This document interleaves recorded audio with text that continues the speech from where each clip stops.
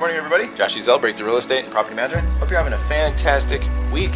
Today we're going to continue and finish up our series on timing the market.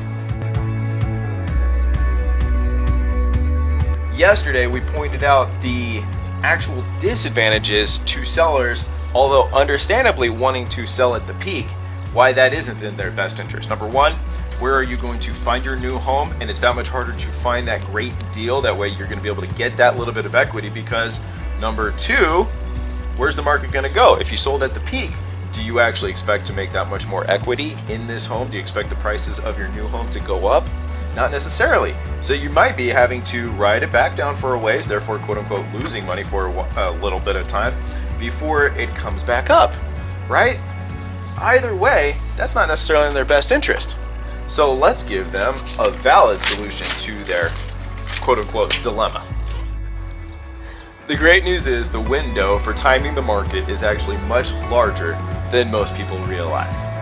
Now let's take a sample of the market for a period, right? It might have started here years ago, right? Came up, came back down a little bit, came up a little bit higher, came back down, went back up, came back down, and it just, that trend, historically speaking. If you look at a large enough window throughout time, real estate has always gone up. That's one benefit.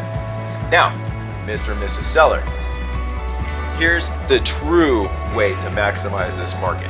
Right now, for example, all the experts and everybody are predicting another 2 years of a great market, okay? So let's say we go ahead and sell your home, and let's say we're right here in this trend, okay? So we sell your home that you purchased here 5 years ago. Okay, so you're gonna make a nice little profit off of this sale. All right, and let's say we're gonna sell this home for $250, and we're going to buy another home that is a move-up home for, let's say, $325 or something like that. Okay, so the good news is that Mr. and Mrs. Seller, we're gonna sell this home $250. Now you get to ride the market with your new home for the next 2 years. Now to make this nice and easy, let's say over the next 2 years the market comes up a total of 10%. Okay, so over the next 2 years you're going to make $32,500 in equity from your new home. Now, let's say you kept your old home. What would you have made? The market went up, you would have only made $25,000.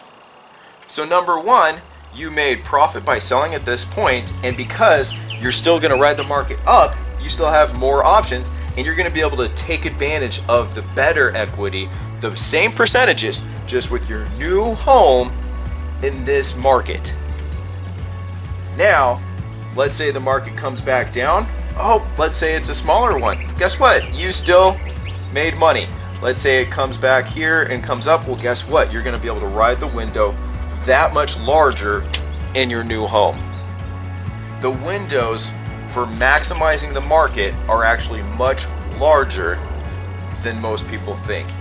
Right now, even though we're not sure how much longer it's going to last, just the fact that we know it's going to last longer means it benefits you, Mr. and Mrs. Seller, to go ahead and make your move. That's the secret, guys. Have a great day. The great news is you don't need to time the market. The great news is the market for timing, or okay. The great news is the timing for